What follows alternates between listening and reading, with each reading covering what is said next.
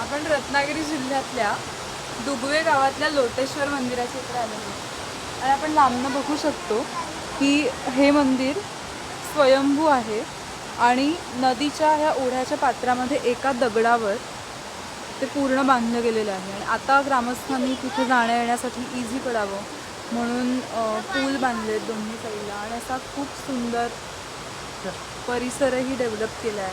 खूप वेगवेगळ्या प्रकारचे फुलझाडं लावली आहेत, त्यामुळे हे खूपच परिसर सुशोभित झाला आहे, एकदम स्वच्छ आहे आणि इकडे आल्यानंतर खूप प्रसन्न वाटतं आहे. तर आता आपण त्या मंदिरापर्यंत जाऊया.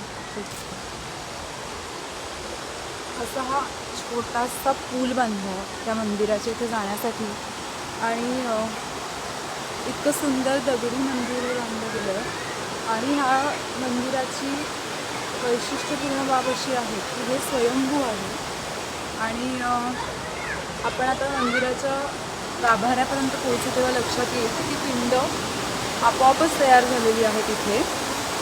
आणि आपण बघू शकता की ही पिंडाच्या आकाराचा दगड हा आहे आपला लोटेश्वर. आणि तिथे आता एक नागाची मूर्ती आणि अभिषेक पात्र आहे आणि खाली सुंदर असा ओढा आहे आणि इतकं नयनरम्य वातावरण आहे इकडे की मोहून टाकते ते मनाला. आपण सगळीकडे बघू शकतो चौफेर पाणी आहे, अगदी खूप आतपर्यंत. आपण झूम करून बघूया आता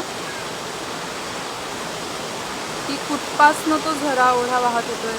एका ठिकाणी धबधब्यासारखं झालेलं आहे. तर असं हे सुंदर मंदिर. आता आपण इकडनं खाली उतरतो ह्या जिन्याने.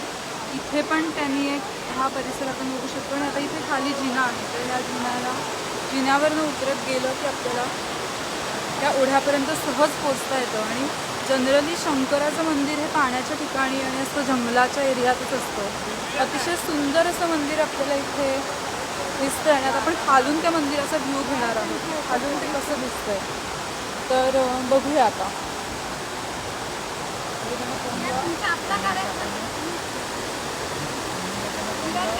हे बघ किती लोक आलेले. झालं